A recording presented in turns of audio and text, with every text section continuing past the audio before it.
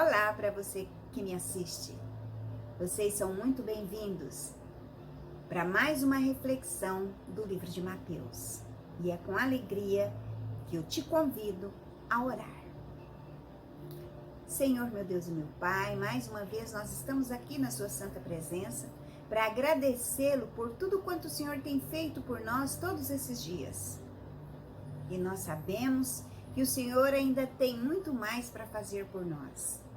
Ajuda-nos a fazer a nossa parte, enviando o Teu Santo Espírito, para que tudo que nós estudarmos aqui, nós possamos colocar em prática, não só na nossa vida, mas também na vida de outras pessoas, para que juntos, um dia, nós estejamos com o Senhor na glória. Obrigada, porque o Senhor é bom e a sua benignidade dura para sempre. Amém. Bom, no capítulo 9, a última parte desse capítulo, eu deixei para comentar na reflexão agora do capítulo 10. Vamos ver por quê? Lá no capítulo 10, dos versículos de 35 a 38, conta que Jesus ia passando por todas as cidades e povoados. Então ele estava andando, caminhando. Todas as cidades ele parava, todas as cidadezinhas pequenas, todos os povoados ele também parava. E ali ele estava ensinando nas sinagogas. Ele ia para as sinagogas, ensinava. Ele, entre os povos ali, entre os povos daquelas cidades, daqueles lugarejos, ele sentia compaixão daquelas pessoas.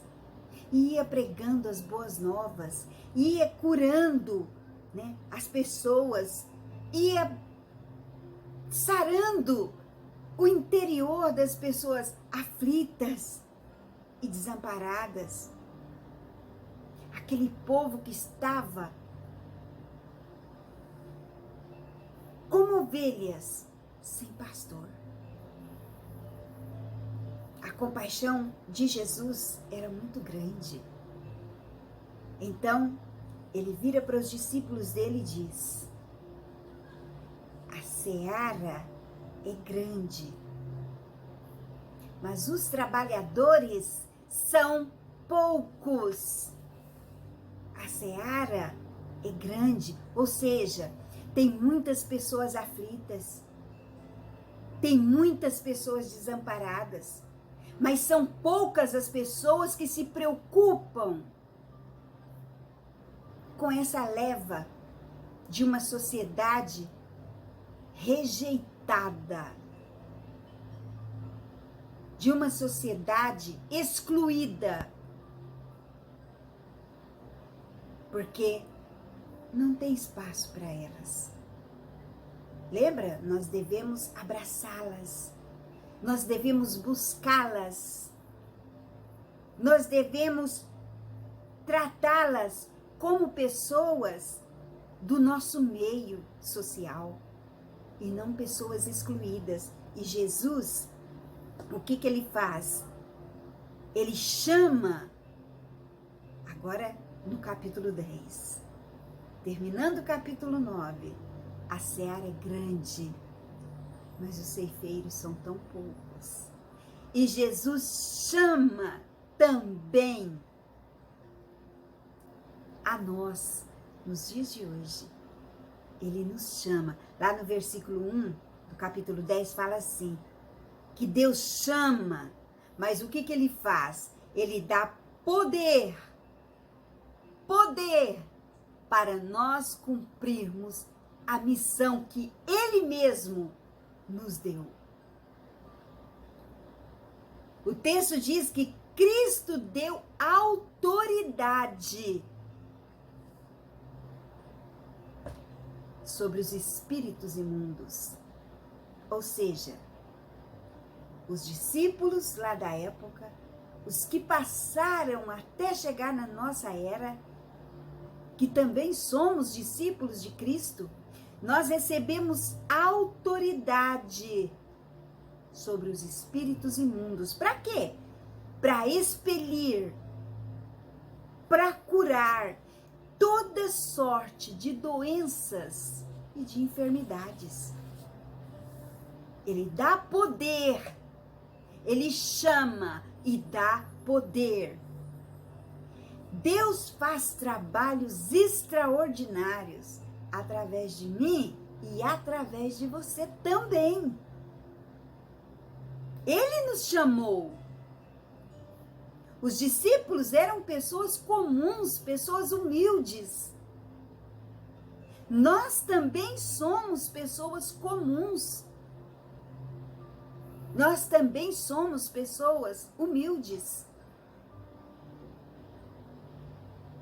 É lógico que nós temos pessoas abastadas, mas em sua maioria são pessoas humildes.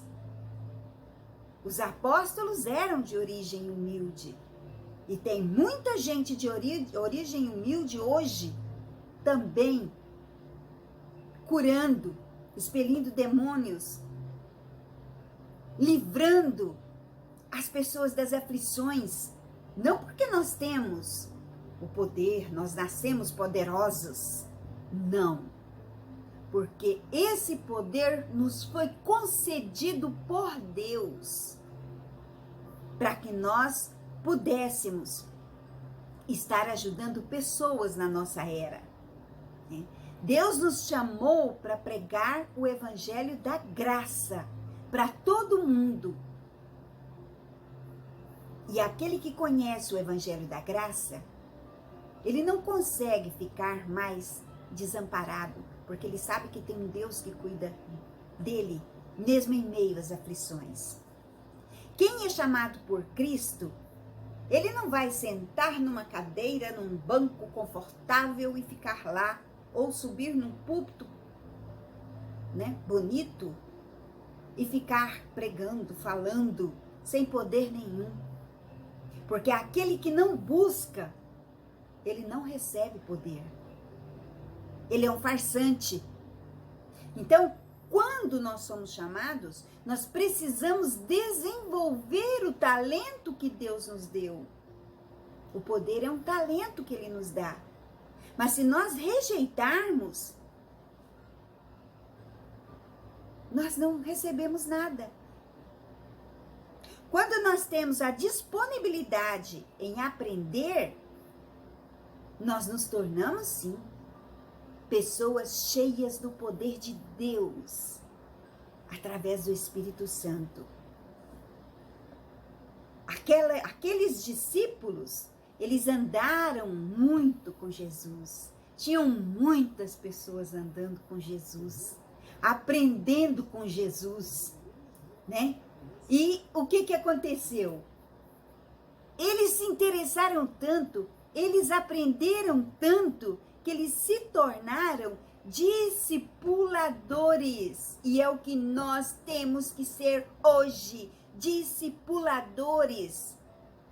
Mestres mesmo na palavra de Deus. Mas sem estudá-la, nós não passamos de meros seres humanos. Que estamos sim andando atrás de Jesus, mas só buscando as bênçãos dele, só querendo o que ele tem para nos oferecer, sem oferecer nada, sem querer aprender absolutamente nada. Sem querer falar do seu reino para ninguém. Então, queira sim desenvolver aquilo que Deus te deu, para que outras pessoas também vá até Ele. Todos nós aqui na Terra, nós recebemos uma missão. Alguém sabe qual é a missão? Ide por todo mundo e pregai o Evangelho a toda criatura. Essa é a nossa missão. Esse tem que ser aquilo que nós vamos passar para as pessoas. O reino de Deus. No verso 8, ele diz: curai enfermos, ressuscitai mortos, purificai leprosos, expeli demônios. Olha o tanto de poder que ele deu. para os seus discípulos, aqueles que realmente foram os escolhidos e aceitaram a missão. Nós somos escolhidos, porque nós aceitamos a missão. Se você está aí desse lado da telinha, todos os finais de semana aqui comigo, se você vai à igreja, se você vai a um PG, se você ouve a palavra de Deus de alguma forma, você está recebendo poder para fazer tudo aquilo que eles fariam, tudo aquilo que eles fizeram. E a palavra de Deus ainda diz que nós vamos fazer coisas mais grandes ainda. Mas aquele que tem o poder de Deus, aquele que busca Deus através do Espírito Santo. Na parte B, ele fala, no mesmo versículo 8, na parte B ele fala: vocês receberão de graça, deem de graça também. Ou seja, tudo que nós aprendemos na palavra de Deus, tudo que nós desenvolvemos com relação aos dons que Ele nos deu, Ele nos deu. Ele não cobrou um centavo por isso. Nós não podemos cobrar um centavo por uma oração. Um centavo por disponibilizar o nosso tempo na obra do Senhor. Um centavo para ouvir pessoas que estão aflitas. Tudo que nós recebemos de Cristo, nós recebemos de graça. De graça recebeis, de graça dais. Vamos ter nossa disponibilidade. Vamos colocar a nossa vida na presença do Senhor e sempre falar: Senhor, eis-me aqui, envia-me a mim. Mas não adianta você achar que porque você levantou a sua mão, porque você desceu as águas, você agora pode sentar-se numa cadeira, porque você é filho de Deus, você não tem que fazer absolutamente nada. A seara é grande e os ceifeiros são poucos. Arregace as mangas e ajude naquilo que você souber, naquilo que você puder, naquilo que você está desenvolvendo. E eu não estou falando de dinheiro, não. Eu estou falando de tempo. Tempo! Tempo para ajudar na limpeza da igreja. Tempo para ficar na recepção da igreja, recebendo as pessoas. Não tem nada mais gostoso do que você chegar em um lugar e ter pessoas para receber você com um sorriso. Tempo para caminhar juntos. Tempo para conversar, tempo para ouvir. Tempo para preparar um sermão. Tempo é tudo que nós precisamos doar na obra do Senhor. O restante, cada um sabe o que deve fazer. Porque está tudo na palavra de Deus, o que nós temos que fazer. Então, seja um doador de tempo também. Isso é precioso. O cumprimento da missão não é fácil. O cumprimento da missão é doloroso às vezes. E vai ter momentos que até as pessoas da nossa família vão implicar com o tempo que nós gastamos com a palavra de Deus, com o ajudar alguém.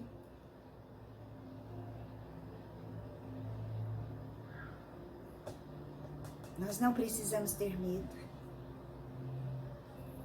Sabe por quê? Porque Deus vai cuidar de nós em todos os momentos da nossa vida. Não importa se as pessoas acham que você está gastando seu tempo demais na presença de Deus. É o tempo mais gostoso que a gente tem. É o tempo mais precioso. Ai, quem me dera se eu pudesse ficar o tempo todo só na obra do Senhor. A gente aprende tanto. Deus nos protege tanto. Deus supre as nossas necessidades, sejam elas quais forem. Principalmente as emocionais. Porque as dificuldades, elas são intensas. Às vezes, você pode inclusive ser abandonado pelos seus, porque você está gastando tempo demais com a obra de Deus e você não tem tempo para outra pessoa, a pessoa se sente ameaçado. Deus cuida.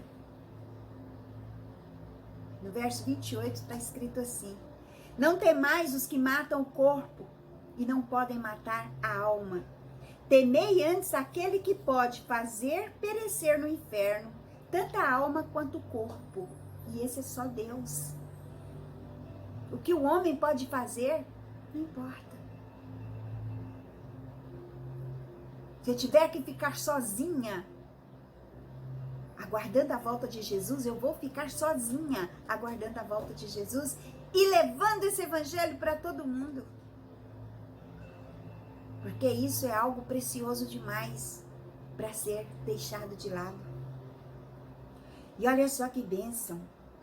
Em Isaías 52:7 está escrito: como são belos nos montes os pés daqueles que anunciam boas novas, que proclamam a paz, que trazem boas notícias, que proclamam salvação, que dizem a Sião: o seu Deus reina. Oh, glória a Deus! Não tem nada mais maravilhoso do que nós estarmos na presença do Senhor. Você tem desenvolvido os seus dons? Você tem buscado fazer alguma coisa na obra do Senhor? O pregar o Evangelho não está exclusivamente no falar, mas está no agir. Sabia que o falar é fácil demais? Mas ele só tem efeito quando nós agimos. Então, se não houver ação, não há poder. Não há poder. Então, não fale nunca. Eu não prego o Evangelho porque eu não dou conta, eu não sei. Porque se está na ação, é aquilo que você tem, às vezes, de mais pequenino, é que vai ser grande no reino dos céus. Quando nós participamos de alguma forma na evangelização, nós não só levamos pessoas para o reino de Deus, mas somos fortalecidos na nossa própria salvação. Que Deus possa abrir os seus olhos e o seu coração para ver a beleza que é ser um servo de Deus, uma serva de Deus. Ajudar pessoas e ajudar a você mesmo, a você mesma, a trilhar os caminhos que vai nos levar para aquele que vai nos conduzir para o reino dos céus. Jesus. Deus te abençoe e até o próximo final de semana, se Deus assim nos permitir.